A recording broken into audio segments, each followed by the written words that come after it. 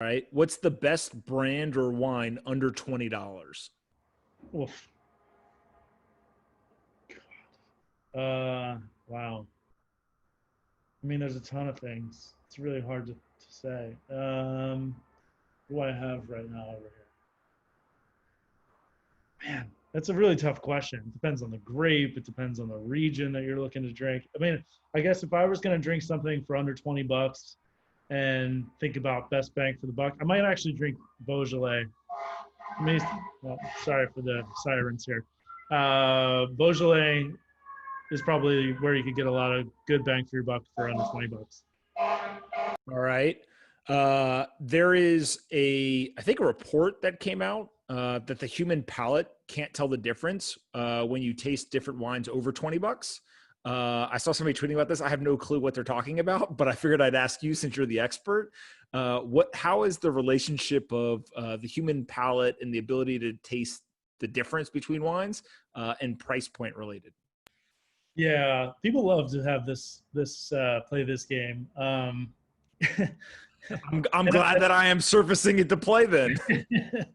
I do think, in my mind anyway, as being in this industry now for a long time and tasting a lot of things, I think that there is a significant increase in perception of quality between, the lower priced wines and call it up to around $50 or so a bottle, maybe even a little bit higher than that.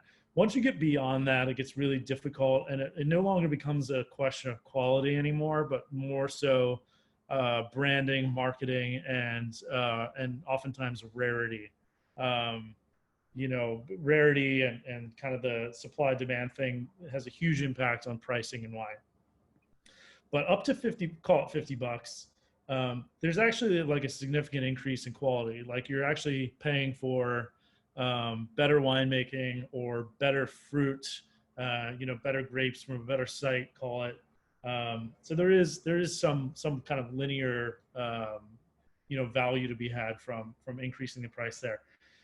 Whether people can tell the difference or not is a different thing, right? Like, telling quality and then telling whether you like it or not are two very different things. Like there's a lot of things that I like that are cheap and things that I like that are expensive. There's a lot of expensive wine out there that I think sucks, so I think people need to distinguish what is quality and what is personal preference first, I think, before you can have that argument. My feeling, and what I've always kind of touted is if you like it, then it's good and just drink it. So, and it kind of removes that whole argument. So I know that you could do a blind tasting. If I put 5 wines in front of you right now and literally you were blindfolded, you could tell me with a scary amount of accuracy the type of wine, where it's from, the general year, all of those things. Do you think that you would be accurate if I told you to predict the price it's selling for? I think I could be pretty accurate with that. We actually used to play that game quite a bit, and it used to be a way. That's one of the reasons why blind tasting is actually fairly practical when it comes to being a sommelier or being like in my position with retail where you're buying wines on a regular basis. You kind of want to taste things and understand like where's the quality here and be able to say like, all right, this wine's a good deal or this is way overpriced. Like if I taste something and I'm like, okay, this is really good and it should roughly be, call it 20, 30 bucks on the shelf. And then they want to sell it to me for $50. I'm like, no way. This does not taste like a $50 bottle of wine. On the flip side, if I'm like, wow, this is really freaking good. This drinks like something that's maybe 40, 50 bucks. And they say, oh, it's only $18. I'm going to buy that. I think it's great. So yes, long answer, yes. I love it. And by the way, I don't doubt you.